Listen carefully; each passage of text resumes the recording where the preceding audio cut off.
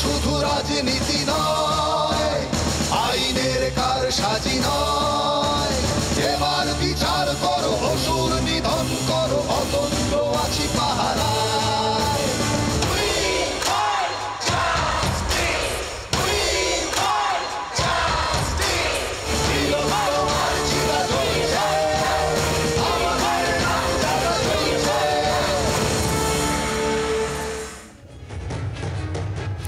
নমস্কার, জি 24 ঘন্টা আপনাদের স্বাগত। আমি শিলাদিত্য। শুরু করছি জনগণমন। We want justice. আর এই দাবিতে রাস্তায় সাধারণ মানুষ যেমন নেমেছেন, তার পাশাপাশি জুনিয়র চিকিৎসকরা। কিন্তু আমরা তার সঙ্গে কি দেখলাম?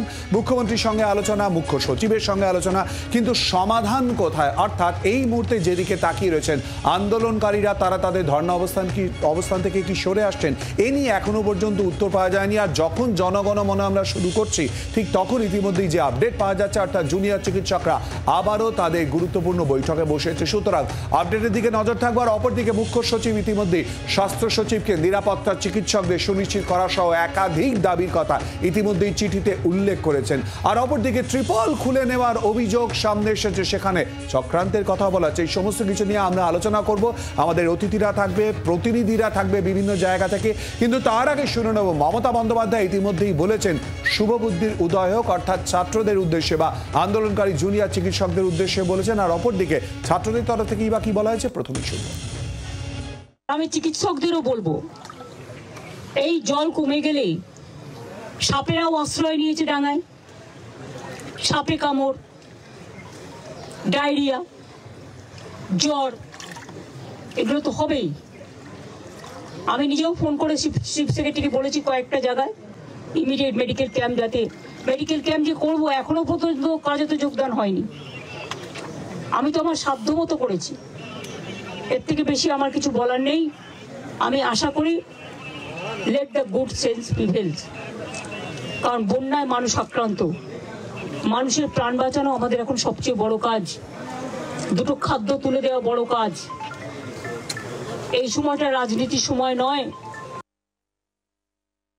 কয়েকটা ট্রান্সফার, কয়েকটা পদ থেকে সরানো, এই জিনিসটার কোনোভাবেই সমাধান নয়। তো এইভাবে বলে দেওয়া যে আমাদের যা যথাসাধ্য তা আমরা করেছি, এটাকে আমি খুব একটা সদার্থক স্টেটমেন্ট হিসেবে নিচ্ছি না। কোথায় দাঁড়িয়ে রয়েছে পরিস্থিতি, এই নিয়ে আমরা আলোচনা করব। আমাদের সঙ্গে রয়েছেন অতিথিরা। তৃণমূল কংগ্রেসের তরফ থেকে রয়েছেন অরূপ চক্রবর্তী এবং বিজেপির তরফ থেকে দীপ্তাশ্ব যশ আমাদের সঙ্গে রয়েছেন। প্রত্যেকেই স্বাগত। আলোচনায় আসার আগে স্বাস্থ্য ভবনের সামনে, যেখানে এই মুহূর্তে ছাত্ররা অবস্থান আন্দোলন করছেন, সেখানকার ছবিটি কি বলছেন তারা, কি আপডেট জানতে সরাসরি চলে যাব মমিতার কাছে। মমিতা, আমরা জানি বৈঠক ইতিমধ্যেই শুরু হয়েছে। আর ইতিমধ্যেই আপডেট হিসেবে যেটা জানা যাচ্ছে, মুখ্য সচিব ইতিমধ্যেই কিন্তু চিঠি দিয়েছেন, অর্থাৎ মেল করেছেন ইতিমধ্যে স্বাস্থ্য সচিবকে, এবং নিরাপত্তা অনেকগুলো বিষয় সুনিশ্চিত করার কথা বলা হয়েছে। ছাত্রদের অবস্থান কি, অর্থাৎ জুনিয়র চিকিৎসক তথা আন্দোলনকারীদের? দেখো, জুনিয়র চিকিৎসকরা তারা এই মুহূর্তে কোর কমিটি তারা কিন্তু গুরুত্বপূর্ণ বৈঠকে বসেছেন, অর্থাৎ যেটা তাদের জিবি বলা হয়।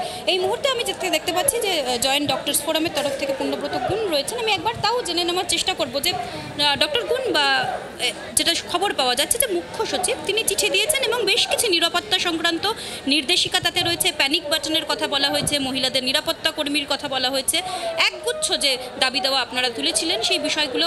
এটাকে কিভাবে দেখছেন? এইটা প্রথমত আমরা তুলিনি, দাবিগুলো তুলেছিল West Bengal junior doctor front. তাদের কালকে যে মুখ্য সচিবের সঙ্গে যে কথাবার্তা হয়েছিল, তার ভিত্তিতে মিনিটসে তো সই করা হয়নি, কিন্তু উনি বলেছিলেন একটা ইমেল পাঠানোর জন্য। গতকাল রাতেই তারা ইমেল পাঠিয়েছিল, সেই ইমেলের জবাবটা এসছে এবং সেখানে তিনি নিরাপত্তা সংক্রান্ত যে কনসার্নগুলো, সেই কনসার্নগুলো কেবলমাত্র প্যানিক বাটন কিংবা আলাদা সিসিটিভি, আলাদা বাথরুম, এইটুকু নয়, ইনফ্রাস্ট্রাকচারের ডেভেলপমেন্ট, যথাযথ একটা রেফারেলের পলিসি এবং এই বেড স্ট্যাটাস যাতে সেন্ট্রালি দেখা যায়, যাতে মানুষজনেরও সুবিধা হয় এবং যারা রেফার করছেন তাদেরও যাতে সুবিধা হয়, এই ব্যাপারগুলোতে উনি প্রতিশ্রুতি দিয়েছেন। এই প্রতিশ্রুতিগুলো নিয়ে এখন জুনিয়র ডক্টর ফ্রন্টের জিবি মিটিং চলছে, আমরা তার অপেক্ষায় আছি। সিনিয়র ডক্টরস অর্থাৎ জয়েন্ট ডক্টরস ফোরাম তারা বলছেন যে জিবি মিটিং চলছে, তারাও অপেক্ষায় রয়েছেন যে জুনিয়র চিকিৎসকরা কী সিদ্ধান্ত নেন, তারা কি করেন। আমি বেশ কয়েকজনকে দেখতে পাচ্ছি যারা কিন্তু সময় বাড়ার সঙ্গে সঙ্গে যেহেতু সমাজের বিভিন্ন স্তর থেকে মানুষ এখানে এসে উপস্থিত হন, তারা এসে উপস্থিত হয়েছেন এবং আজকে সকাল থেকে বেশ কিছু ঘটনা ঘটেছে, ঘটনা বহুল ছিল। বাদশাদা একবার একটু জিজ্ঞাসা করবো যে সকাল থেকে বেশ কিছু জিনিস এখানে হয়েছে, তার মাঝখানে যে আপডেট পাওয়া গেছে যে মুখ্য সচিব তিনি হেলথ সিস্টেমের বেশ কিছু সিকিউরিটি সংক্রান্ত একগুচ্ছ পদক্ষেপের কথা জানিয়েছেন। সেখানে প্যানিক বাটন সিস্টেম থেকে শুরু করে যথেষ্ট পরিমাণ নিরাপত্তা কর্মী এবং একাধিক বিষয়, আলাদা রেস্টরুম, একাধিক বিষয় বলেছেন। সেই পয়েন্ট আউটগুলো যেগুলো জুনিয়র ডক্টরসদের তরফ থেকে বলা হয়েছিল, এই বিষয়টাকে, এই পদক্ষেপকে কিভাবে দেখছেন? দেখুন, আপনি যেটা বললেন এটা তো নিশ্চয়ই ইতিবাচক পদক্ষেপ। আমি শুধু একটাই কথা বলবো যে একটা অদ্ভুত ন্যারেটিভ তৈরি হয়েছে ডাক্তারদের দাবি, এটা তো শুধু ডাক্তারদের দাবি নয়। মানে একটা থ্রেট কালচার চললে একটা অযোগ্য চিকিৎসক যে চিকিৎসক হয়ে যাচ্ছে টাকা দিয়ে, আর যোগ্য ছাত্র চিকিৎসক হতে পারছে না, এটা তো আলটিমেটলি সাফার করছে কি আমরা। তাই এই আন্দোলনটা কখনোই ডাক্তারদের দাবি দেওয়া আন্দোলন শুধু নয়, এটার সঙ্গে সার্বিক জনসাধারণ এবং ডাক্তারদের দাবির মধ্যে যে হেলথ সিস্টেম, তারা যে একটা সেন্ট্রালাইজড রেফারেল সিস্টেম চালু করতে চাইছে। ঠিকই তো, মফস্বলের পেশেন্ট আমাদের মতো যারা কলকাতার সব বাইরের মানুষ, আমরা জানি বিভিন্ন হসপিটালে গিয়ে পেশেন্ট নিয়ে ঘুরতে হয়, আমরা জানি না কোথায় কটা বেড আছে। তো জুনিয়র ডাক্তাররা যে দাবিগুলো করছেন, আমি সমস্ত সাধারণ মানুষকে বলবো যে এই আন্দোলনটা শুধু ডাক্তারদের দাবি দেওয়া সংক্রান্ত আন্দোলন নয়, ওটা একটা পার্ট। কিন্তু এই আন্দোলনের মধ্যে দিয়ে ওরা যে সিস্টেমগুলো চালু করতে চাইছে, সেই সিস্টেমে উপকৃত হব সব থেকে বেশি আমরা। আজকে আন্দোলনটা না করে ডাক্তাররা যদি ঘরে চলে যায়, বাড়ি ফিরে যায়, ওদের কার কি ক্ষতি হবে? ওদের প্রত্যেকের নিজের পয়সায় বিরিয়ানি কিনে খাওয়ার মতো সামর্থ্য আছে। আমার আপনার লড়াইটা ওরা লড়ে দিচ্ছে। স্বাস্থ্য ব্যবস্থার পচাগড়ের সিস্টেমটা আমরা জানতে পারছি ওদের জন্য। তাই আমি বলবো যেটা দয়া করে শুধু ডাক্তারদের দাবি দেওয়ার আন্দোলন বলে এটাকে সীমাবদ্ধ করবেন না। এটা সম্পূর্ণরূপে আমাদের সবার জনস্বার্থ, জনস্বাস্থ্য জড়িয়ে আছে এর সঙ্গে। ধন্যবাদ মৌমিতা। কথা বললাম আমাদের প্রতিনিধি মৌমিতা চক্রবর্তীর সঙ্গে, এবং তারই সঙ্গে ওখানে শুধুমাত্র জুনিয়র চিকিৎসকরা আন্দোলনকারীরা নয়, সমাজের বিভিন্ন ক্ষেত্রে মানুষ ইতিমধ্যে উপস্থিত রয়েছেন, তাদের বক্তব্য আপনাদের সামনে আমরা তুলে ধরলাম। অরূপদা, ইতিমধ্যেই আমরা দেখেছি মুখ্যমন্ত্রী আবেদন জানিয়েছেন, আজকেও আবেদন জানিয়েছেন, তিনি শুভবুদ্ধির কথা বলেছেন, কিন্তু তারই সঙ্গে যেটা দেখা যাচ্ছে ত্রিপল সরিয়ে নেওয়া হয়েছে, প্যান্ডেলের বিভিন্ন জায়গা খুলে নেওয়া হয়েছে। এক্ষেত্রে একটা বারবার করে অভিযোগ উঠেছে যে কেন এই ঘটনাগুলো ঘটা হচ্ছে। এখনো তো তারা আন্দোলন তোলেননি, সরে এসেছেন এরম তো নয়, তারা বৈঠক করছেন, পরপর মেল আসছে এবং বার্তাও আসছে, দুপক্ষের তরফ থেকে বার্তাও আসছে, এই কথাগুলোও কিন্তু উঠে আসছে। অরূপদা, না হোক না, অসুবিধে কি আছে? আন্দোলন তো চলছে, আন্দোলন চলবে, জাস্টিসের দাবিতে মানুষ রাস্তায় আছে, সবই ঠিক আছে। মুখ্যমন্ত্রীর সঙ্গে মিটিংয়ের পরে, দ্বিপাক্ষিক মিটিংয়ের পরে পরিষ্কারভাবে এমওএম দুপক্ষ সই করেছিলেন এবং মুখ্যমন্ত্রী এবং সরকারের পক্ষ থেকে আবেদন জানানো হয়েছিল জুনিয়র ডাক্তাররা যাতে কর্মবিরতিটা প্রত্যাহার করে কাজে যোগ দেন। জুনিয়র ডাক্তাররা জিবি মিটিং করে জানাবেন বলেছেন, সুপ্রিম কোর্টেও তাদের আইনজীবী জানিয়েছেন, সেটা নিয়ে তো কোনো সমস্যা নেই। আজকে সকালবেলা কতিপয় ডেকোরেটর তারা দেখলাম প্যান্ডেল খুলছেন, তারপর তাদেরকে আপনাদের প্রতিনিধি জিজ্ঞাসা করলেন, তো আমি পরিষ্কার আপনাদের অন ক্যামেরা দেখলাম যে এখন নাকি পুজোর অনেক অর্ডার এসছে, তাই তারা বাস কাপড় খুলে নিয়ে চলে যাচ্ছেন। তো সেটা এখন প্রথমে প্রেসিডেন্সি ইন সলিডারিটি গ্রুপে পোস্ট হলো, জেইউ ইন সলিডারিটি গ্রুপে পোস্ট হলো, জাস্টিস ফর অভয়া গ্রুপে, শয়ে শয়ে গ্রুপে পোস্ট হচ্ছে যে পুলিশের চাপে নাকি প্যান্ডেল খুলে নিচ্ছে। অথচ তারপর আবার সেই গ্রুপগুলোতে এবার পাল্টা পোস্ট আসলো এবং বিধাননগর কমিশনার নিজে দাঁড়িয়ে প্রেস করে বললেন যে পুলিশের পক্ষ থেকে এরকম কোনো নির্দেশিকা যায়নি। যদি আমি সময় আপনার কথা থেকে একটুখানি নিয়ে নিচ্ছি, পুলিশের তরফ থেকে এই প্রসঙ্গ নিয়ে ঠিক কি বলা হয়েছে শোনাবো। আজকে সকালে আমরা সোশ্যাল মিডিয়াতে এরকম কিছু পোস্ট দেখেছিলাম যেখানে বলা হচ্ছিল যে পুলিশের তরফ থেকে কিছু নাকি ডেকোরেটরদের চাপ দেওয়া হচ্ছে। আমি বিধাননগর পুলিশের তরফ থেকে খুব স্পষ্টভাবে বলে দিতে চাই যে আমরা কোনো ডেকোরেটরকে এখান থেকে কোনো জিনিস উঠিয়ে নেওয়ার কোনো চাপ দিইনি, আমাদের তরফ থেকে সেরকম কোনো ব্যাপার নেই। আমরা এই ব্যাপারটা জুনিয়র ডাক্তারদের সাথে এটা নিয়ে কথাও হয়েছে এবং আমরা আবার বলে দিতে চাইছি যে আমাদের তরফ থেকে কোনো ডেকোরেটরকে উঠে যাওয়ার জন্য কিছু বলা হয়নি, এবং যদি জুনিয়র ডক্টরদের এই সংক্রান্ত কোনো সমস্যা হয় আমরা ওদেরও বলেছি, এখনও বলছি আমাদের সাথে যোগাযোগ করুক, যা সহযোগিতা করার আমরা করব। সারা বাংলার মানুষ সকালবেলা এটা দেখে নিয়েছি যে প্রয়োজন পড়লে যদি ডেকোরেটর অসুবিধা হয় বিধাননগর পুলিশ ডেকোরেটরের ব্যবস্থা করে দেবে। সমস্যাটা সেখানে না, আসলে জুনিয়র ডাক্তারদের মধ্যে একটা বিরাট দ্বন্দ্ব এসে গিয়েছে, একটা বিরাট অংশের জুনিয়র ডাক্তার।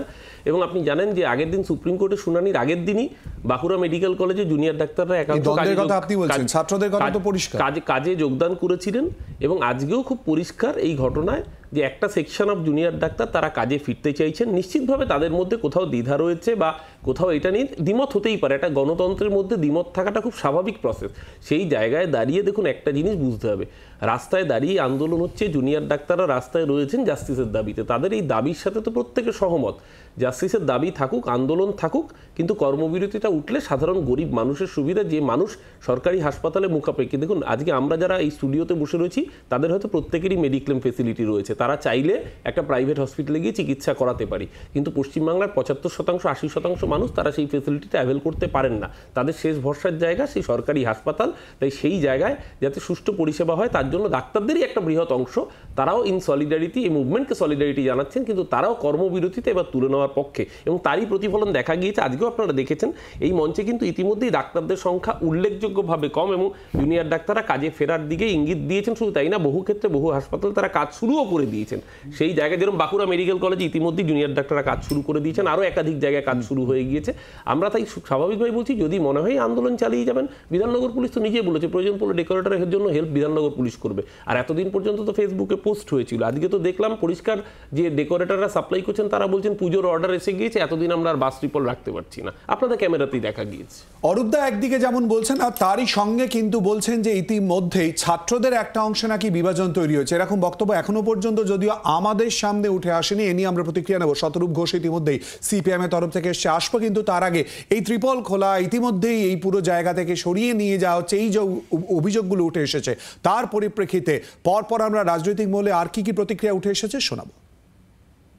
সম্পূর্ণ মানে এর সঙ্গে কিসের চাপের সম্পর্ক, তারা কোনো মঞ্চ করেছেন, সেখানে তারা কি টার্মস কন্ডিশনসে ডেকোরেটরদের সঙ্গে কথা বলেছেন, কার কি ব্যাপার, এর সঙ্গে কথায় কথায় আমাদের জড়ানোটার কি জাস্টিফিকেশান আছে?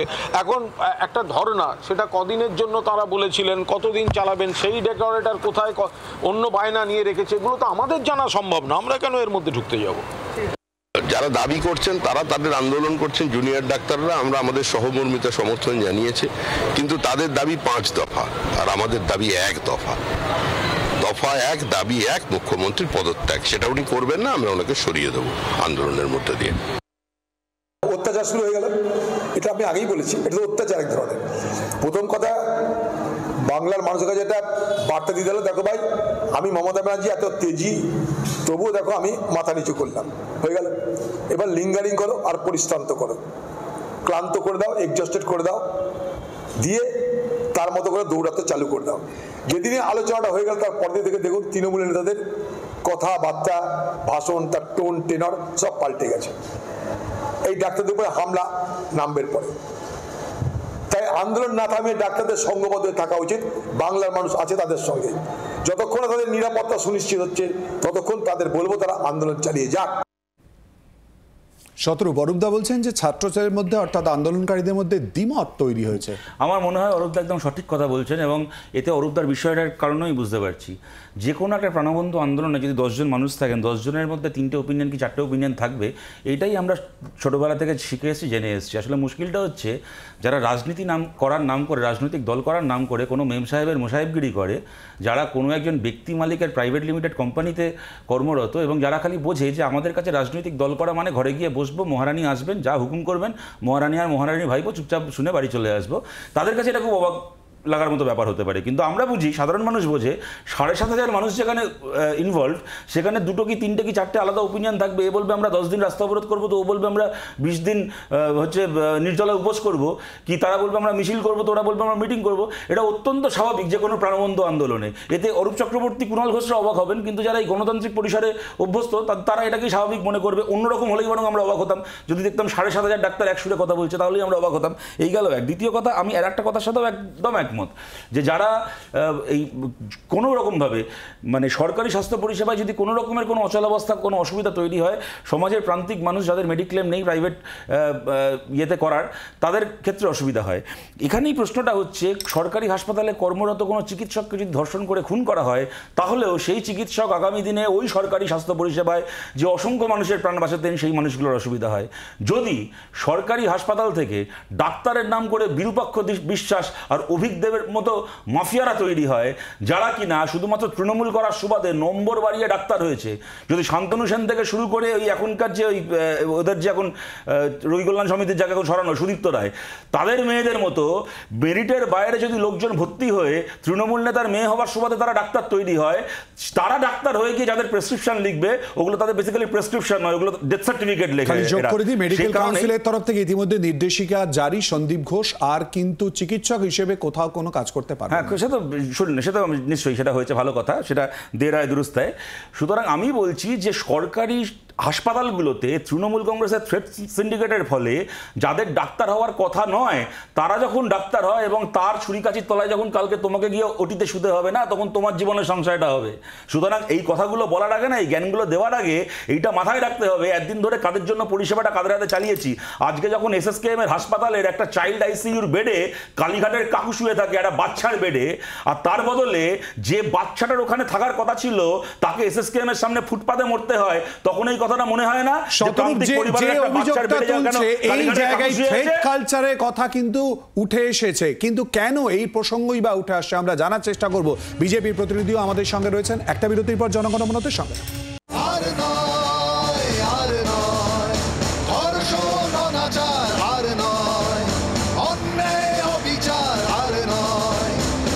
শুধু রাজনীতি নয়, আইনের কার সাজি নয়, এবার বিচার করো, অসুর নিধন করো, অতন্ত্র আছি পাহারায়।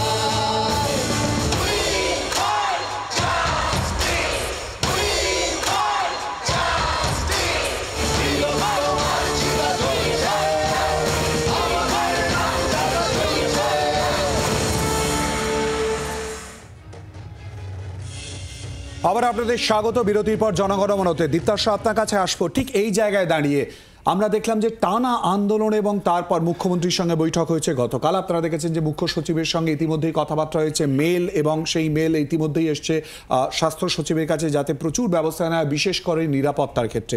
কিন্তু আন্দোলনে কোথাও একটা কি সিদ্ধান্ত হবে সেটা নিয়ে একটা কিন্তু এখনো বোঝা যাচ্ছে না, স্পষ্ট হচ্ছে না। কেন বলে মনে হচ্ছে? সরকারের তরফ থেকে তো অনেকগুলো স্টেপ নেওয়া হয়েছে, না দেখুন, পুলিশ এবং স্বাস্থ্য দুটি ক্ষেত্রেই। শনিবার দিন রাত্রির যখন প্রায় 12টা সাড়ে 12টা নাগাদ মিটিং শেষ হলো, দুপক্ষই বেরিয়ে বললেন যে একটা সদর্থক আলোচনা হয়েছে, একটা MOM তারা প্রকাশ করলেন, এবং সেখানে কিছু ডিসেন্টের জায়গা ছিল, কিছু পক্ষের জায়গা ছিল। কিন্তু তারপরে কি এমন হলো যে কারণে সরকার যে কথাটা বলল সেটা তাদের অ্যাকশানে কনভার্ট করতে পারলো না, এবং আমরা দেখলাম বিনীত গোয়েলকে একটা প্রাইজ পোস্টিং দেওয়া হলো, হেলথ সেক্রেটারি তাকে সরানো হলো, তাকে সরানো হলো না, কৌস্তব নায়ক তাকে সরিয়ে যাকে আনা হলো ডাক্তার সোরেন, তিনি আপনি খোঁজ নিয়ে দেখুন, এই অভিজিৎ মণ্ডল তাকে যখন অ্যাপোলো হসপিটাল ভর্তি নেয়নি, তিনি নাকি তাদেরকে ফোন করে হুমকি দিয়েছিলেন যে কেন ভর্তি নেবে না, ঠিক আছে, অসুস্থ নয় তাও ভর্তি নিতে হবে। এবার মানে অদ্ভুত ব্যাপার দেখুন, মানে এদের সরকারি হসপিটালের নিয়ে এত কথা, কিন্তু অভিজিৎ মণ্ডলকে পাঠাতে হয় অ্যাপোলোতে, তারা কিন্তু সরকারি হসপিটালে যায় না। মানে সরকারি হসপিটালেও কেউ ওই দায়িত্বটা নিতে চায়নি যে একটা সুস্থ লোককে অসুস্থ দেখিয়ে ভর্তি করবে। এবার আমার কথা হলো যে হঠাৎ এই যে মমতা ব্যানার্জির হঠাৎ দেখা গেল যে একটা খুব মমত্ব বোধ উতলে উঠছে বিনীত গোয়েলের জন্য, হেলথ সেক্রেটারির জন্য। এটা কেন? যে আমাদের যাদের বিন্দুমাত্র ধারণা আছে, আমরা জানি যে এরকম একটা হাই প্রোফাইল কেসে একজন ওসি, তার পক্ষে সম্ভব নয় এতটা প্রমাণ লোপাট করা, তার ওপর থেকে নির্দেশ আসে। এবার আমার কথা হলো যে বিনীত গোয়েল যখন ওই যেদিন হাইকোর্টে কেসটা CBI এর কাছে গেল, আপনাদের মিডিয়ার ওপরে খুব একটা বিশাল রাগ দেখালেন যে মিডিয়ার, কলকাতা পুলিশ খুব ভালো তদন্ত করছিল এবং কেসটা মানে মিডিয়ার জন্য CBI এর কাছে চলে গেল। ওই রাগটা কি অ্যাকচুয়ালি মিডিয়ার ওপরে দেখাতে চাইলেন না অন্য কারোর ওপরে দেখাতে চাইলেন, সেটাও একটা প্রশ্ন আমাদের রয়েছে। তো এবার এই যদি আপনি যেটা মুখে বলছেন সেটা যদি অ্যাকশনে কনভার্ট না হয়, তাহলে স্বাভাবিক কখনো কনভিন্স হবে না কেউ। এবার আপনি দেখুন, মানে অ্যাকশনে পরিণত না হওয়ার কথা বলছেন কেন? মুখ্যমন্ত্রীর কাছে যে বক্তব্যগুলো ছাত্রদের তরফ থেকে ছিল, তার মধ্যে অধিকাংশ বক্তব্য মেনে নেওয়া হয়েছে, সেটা তো তারাও বলেছেন। না মেনে নিয়ে তারপরে কি করলেন আপনি? মেনে নিয়ে আপনি বিনীত গোয়েলকে, তিনি ছিলেন পুলিশ কমিশনার, তাকে করে দিলেন ADG STF। এবার ADG STF হয়ে তিনি কি করবেন? ADG STF এর দায়িত্ব কি? টেররিস্ট এবং কাউন্টার ইনসার্জেন্সি এবং কাউন্টার নোট, মানে জাল নোট সামলানো। এগুলো আটকানো।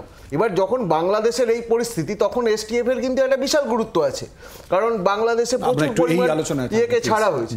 এবার তাহলে সেইখানে যদি প্রাইজ পোস্টিং দেন আপনি, তো অবভিয়াসলি আমরা তো কনভিন্স হব না, সাধারণ মানুষ কনভিন্স হবে না। এবং এটা ডাক্তাররা আন্দোলনের মুখ ছিলেন, কিন্তু এটা তো সাধারণ মানুষের আন্দোলন। এক সেকেন্ড, অরূপদা, প্রাইজ পোস্টিং এর কথা, এই কথাটা একেবারে প্রথম দিন থেকে উঠে আসছে, সন্দীপ ঘোষ থেকে শুরু করে আজ অবধি বারবার করে উঠে আসছে।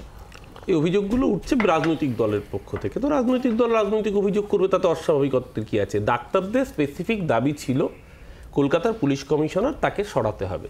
রাজ্য সরকার তাদের সাথে আলোচনার প্রেক্ষিতে কলকাতার পুলিশ কমিশনার পদ থেকে পরিবর্তন করেছেন। এবার মুশকিল হচ্ছে বিরোধী দল তারা দাবি করছে যে কাকে কোথায় পোস্টিং দিতে হবে সেটা সংবিধান স্বীকৃতভাবে দায়িত্ব দিয়েছে রাজ্যের নির্বাচিত মুখ্যমন্ত্রীকে। তো ওনাদের যখন এত প্রাইস পোস্টিং কে কোথায় পাবে না পাবে সেটা দেওয়ার শখ, তো ওনারা মানুষকে সেই কনভিন্সটা করাতে পারেন না কেন? মানুষকে কনভিন্স করালে মানুষ তো ওনাদেরই ক্ষমতায় আনতো, তাহলে তো ওনাদেরই ক্যাবিনেট হতো, তাহলে তো ওনাদেরই মুখ্যমন্ত্রী থাকতো।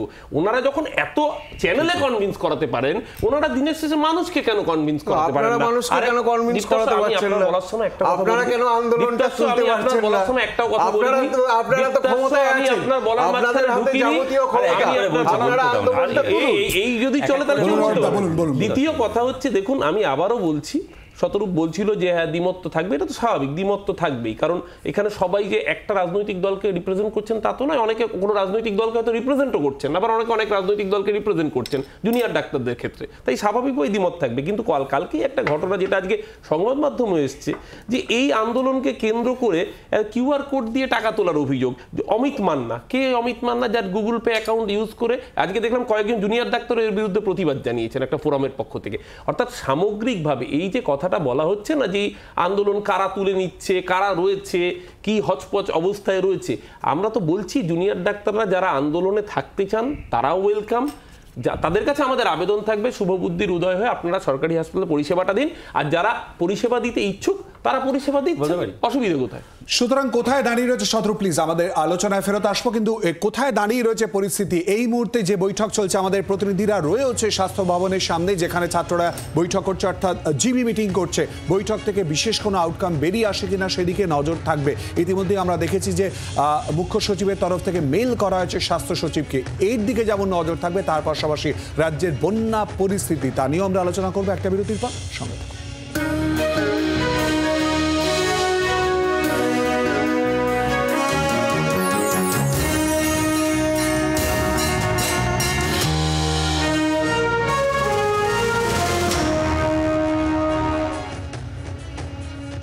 বিরতির পর জনগণমনতে যেদিকে নজর রাখবো, সরাসরি বন্যা পরিস্থিতি খতিয়ে দেখতে গিয়ে, সরজমিনে খতিয়ে দেখতে গিয়ে মুখ্যমন্ত্রী মমতা বন্দ্যোপাধ্যায় ডিভিসি এবং কেন্দ্রকে দায়ী করে কি বলেন। অপরদিকে শুভেন্দু অধিকারী তিনি বা কি বলেছেন শোনাবো। ডিভিসি প্রায় 4-4.5 লাখ, কোনো হিসেব নেই, আমাদের জানাচ্ছেও না, কোনোদিন কিন্তু এটা হয়নি। আমরা টাইম টু টাইম মনিটরিং করি এবং আপনারা শুনলে অবাক হবে, যেদিন ডাক্তারদের নিয়ে আমার বাড়িতে মিটিং ছিল, আমি ডিভিসির যে চেয়ারম্যান তাকে পার্সোনালি ফোন করেছিলাম, আমার চিফ সেক্রেটারি কথা বলেছিল, আমি বলেছিলাম যে আমাদের এখানে বর্ষায় ফ্লাড হয়ে গেছে, প্লিজ এত জল ছাড়বেন না, আপনারা যখন 80% ভর্তি হয়ে যায় তখন কেন একটু একটু ছাড়েন না, তাতে আমার অসুবিধা হয় না।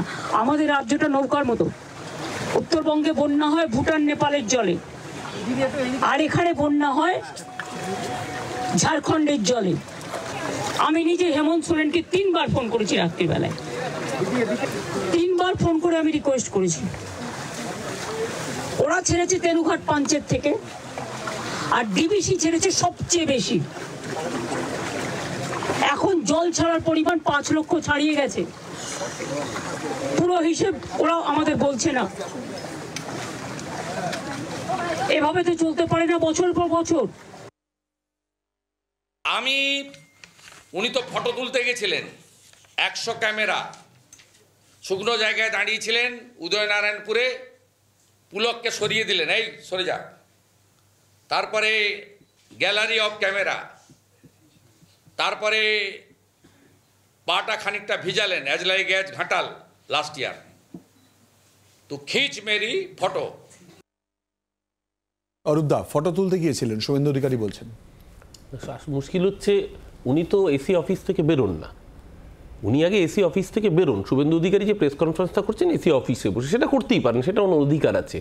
রাজ্যের মুখ্যমন্ত্রী যখন ফ্লাড এফেক্টেড এরিয়া হবে সেখানে যাবেন, সেটাই তার কাজ। মুখ্যমন্ত্রী তার নিজের রাজধর্ম পালন করেছেন, স্বাভাবিকভাবে শুভেন্দু অধিকারী গাত্র দেওয়া হওয়াটা স্বাভাবিক। এবং কোন জায়গায় দাঁড়িয়ে আমরা বারংবার বলছি, দেখুন একটা অদ্ভুত জিনিস, ডিভিসি সেটা দুটো রাজ্য, একটা ঝাড়খণ্ড একদিকে রয়েছে, একদিকে পশ্চিমবাংলা রয়েছে, তার নোডাল অফিসার, তারা কন্ট্রোলিং অফিসার সেকশনটা পুরো দিল্লি থেকে ডিসাইড হয়।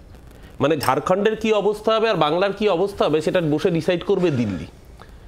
যার জন্য বহু ক্ষেত্রে দেখা যাচ্ছে যখন সকালবেলা জল ছাড়ছে তখন হয়তো কখনো জানাচ্ছে, রাত্রিবেলা যখন জল ছাড়ছে তখন জানাচ্ছে না। আজকে খুব স্বাভাবিকভাবেই ডিভিসির অতিরিক্ত ছাড়া জলে সবার প্রথমে এফেক্টেড করে পশ্চিম বর্ধমান, তারপর পূর্ব বর্ধমান, তারপর হুগলি, তারপর এসে আলটিমেটলি হাওড়া। অর্থাৎ এই যে এন্টায়ার জোনটা, এই দিকে আপনি যদি দেখেন ওই উদয়নারায়ণপুর থেকে আমতা, পুরো এই এন্টায়ার জোনটা, আবার এই দিকে যদি ঘাটাল সাব ডিভিশন দেখেন, পুরো এই অবস্থাটার জন্য দায়ী এই আনপ্ল্যান্ড এরকমভাবে সরকারকে আগে থেকে না জানিয়ে জল ছাড়ার ফল। খুব স্বাভাবিকভাবেই মুখ্যমন্ত্রী গিয়েছেন, মুখ্যমন্ত্রী যাওয়ায় গাত্র দেওয়া হয়েছে কার? শুভেন্দু অধিকারী। শুভেন্দু অধিকারীর রোলটা কি? শুভেন্দু অধিকারী কোথায় গিয়েছেন? মানুষের পাশে দাঁড়িয়েছেন? না না, অরূপদার বোধহয় এটা মানে একটু out of the syllabus subject হয়ে গেছে, তো ওই জন্য আপডেট নিয়ে আসতে পারেনি। ডিবিসির যে কমিটি হয় যারা জল ছাড়ে, সেখানে বাংলারও একজন প্রতিনিধি আছে এবং সেটার যে ইনফরমেশান দেওয়া হয়েছে সেটা সই করা এবং সেই কাগজ সেটা ডিবিসি মিডিয়াতে প্রেস রিলিজেও দিয়েছে। আচ্ছা, পরে ঘাড় নাড়বেন না। এবার আপনি দেখুন একটা জিনিস, ওই যে মমতা ব্যানার্জি গিয়ে একটা সেই মানে যেটা বললেন যে আমি ডিবিসির বিরুদ্ধে আন্দোলন করব, ডিবিসির সঙ্গে কোনো সম্পর্ক রাখবো না, এই যেন সেই অনেকটা শোনালো বাঁধের উল্টো দিকে বাঁধ দিয়ে দেবো, ওরকম একটা ব্যাপার শোনালো। এবার দেখুন 2012 সালে 1250 কোটি টাকা প্রণব মুখার্জি ওয়ার্ল্ড ব্যাংক থেকে ব্যবস্থা করে দিয়েছিলেন এই কেলেঘাই, কপালেশ্বরী, এই সমস্ত নদীগুলোর সংলগ্ন খালের সংস্কারের জন্য। সেটার কি হলো আজ অবধি? কেন হয়নি? কেন্দ্র টাকা দেয়নি? আচ্ছা, এই একজন ওখানের সাংসদ আছেন, তার ভোট এলে খালি ঘাটাল মাস্টার প্ল্যান মনে পড়ে আর বাকি সারা বছর সিনেমা করতে ব্যস্ত থাকেন। তিনি কদিন আগে কি বললেন, এই বন্যার একদম সময় শুরুতে যে সব টাকা এসে গেছে, কিছু জমি নিয়ে সমস্যা আছে, ওই জমিগুলো মিটে গেলেই ঘাটাল মাস্টার প্ল্যান শুরু হয়ে যাবে। মুখ্যমন্ত্রী আজকে গিয়ে কি বলছেন, কেন্দ্র টাকা দেয়নি তাই ঘাটাল মাস্টার প্ল্যান শুরু করা যাচ্ছে না। আগে এরা নিজেরা ঠিক করে নি ওরা কোনটা বলবে। মানে একটা কি জানেন তো, একটা হচ্ছে একটা সরকার তারা কাজ করতে চায়, করতে পারছে না, আর একটা হয় একটা সরকার তারা কাজ করতেই চায় না। স্বাস্থ্য, শিক্ষা, সেচ সব জায়গায় একই অবস্থা। আজকে দেখুন পশ্চিমবাংলার সেচের অবস্থা কি, 8 লক্ষ যেখানে আমরা একটুখানি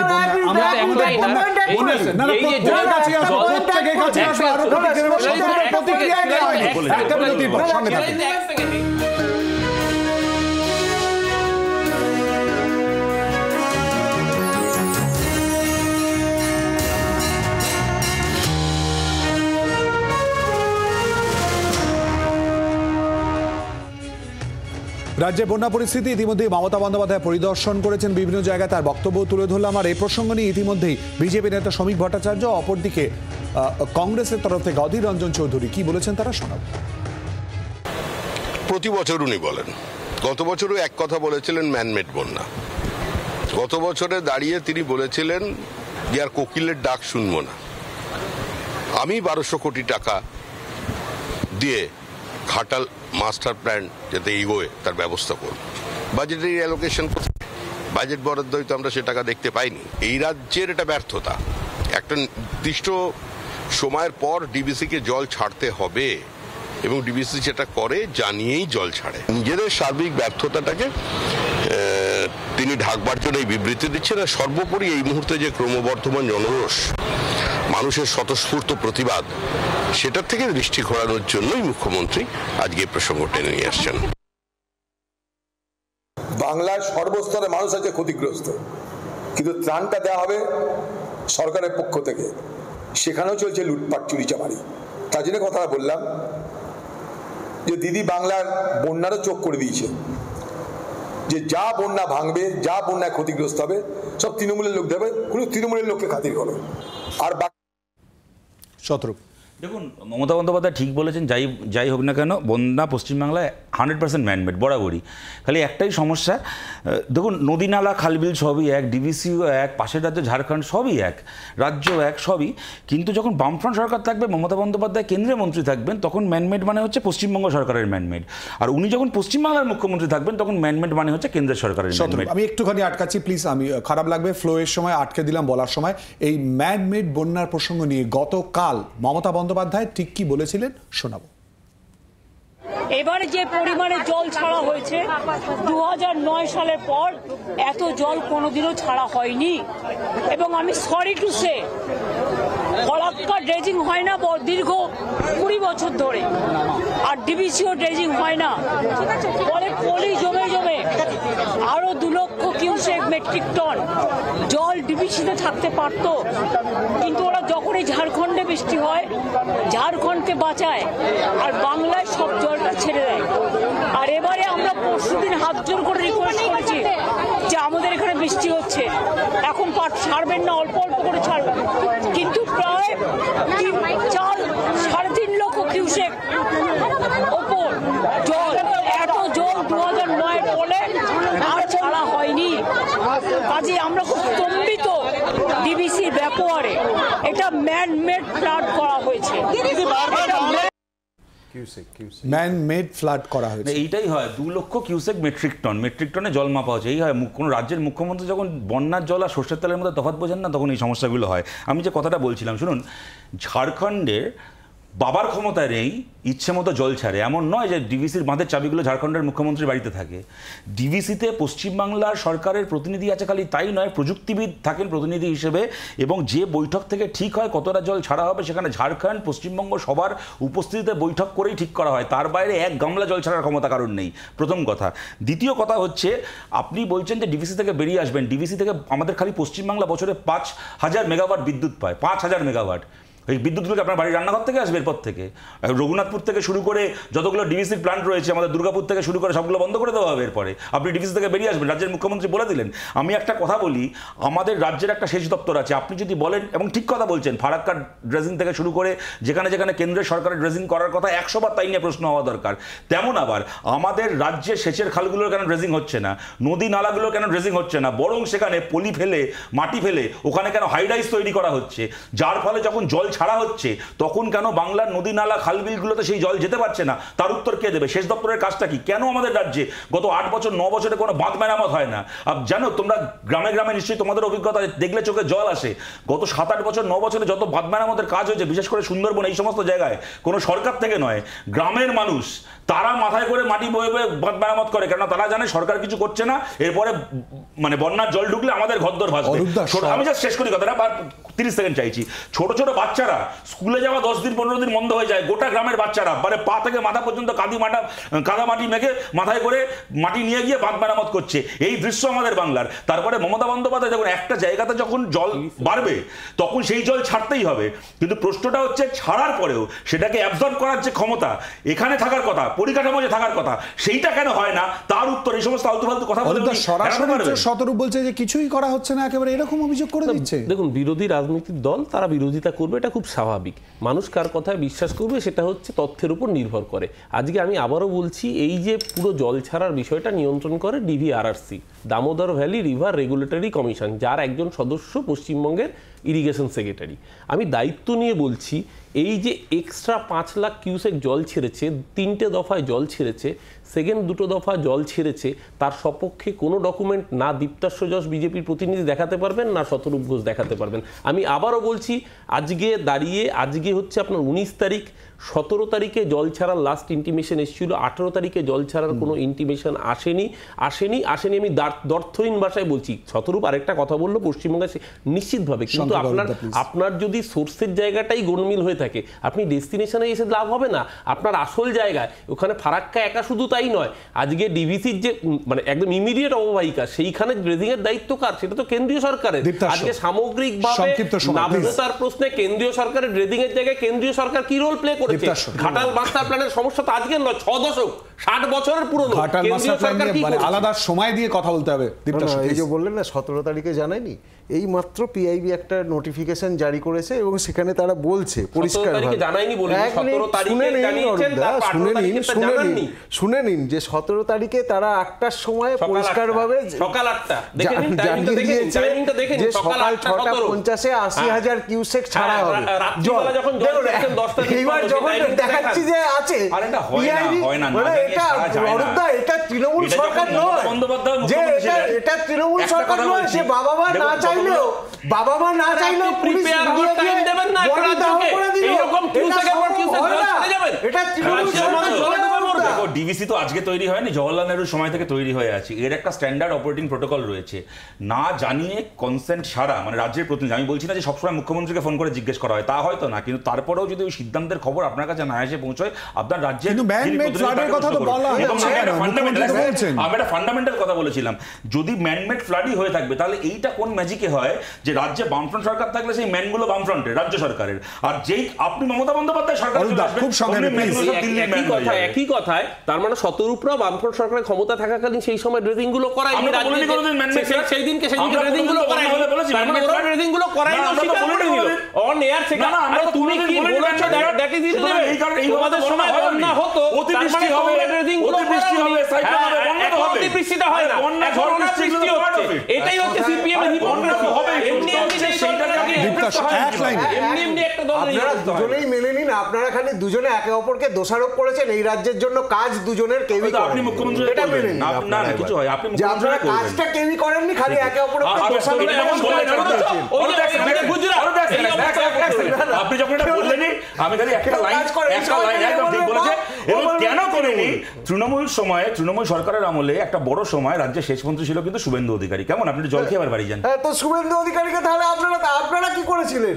তার আগে 34 বছর ছিল। উত্তর হচ্ছে না আমরা 34 বছরের মধ্যে কোনোভাবেই ঢুকবো না, কিন্তু আমরা যে দুটি বিষয় নিয়ে আলোচনা করলাম, একদিকে আমরা আলোচনা করলাম মূলত ছাত্রদের এই মুহূর্তে যে অবস্থান চলছে সেদিক নিয়ে, আর অপর দিকে রাজ্যের যে বন্যা পরিস্থিতি, এই সব কিছুর ক্ষেত্র থেকে সমাধানের রাস্তা এবং সাধারণ মানুষ যে দুর্যোগের মধ্যে পড়ে রয়েছে বিভিন্ন জায়গায়, সেখান থেকে বেরিয়ে আসার রাস্তায় বিশেষ করে ভূমিকা ঠিক কি থাকে সরকারের, সেদিকেও আমাদের তাকিয়ে থাকতে হবে। আমাদের এই আলোচনা এখানেই শেষ করছি। আপনাদের সবাইকে ধন্যবাদ আমাদের সঙ্গে এই আলোচনায় অংশগ্রহণ করার জন্য। দিচ্ছি ছোট্ট একটা বিরতি। জনগণমন আজকের মতো এই পর্যন্তই, এরপর দেখুন পেজ ওয়ান।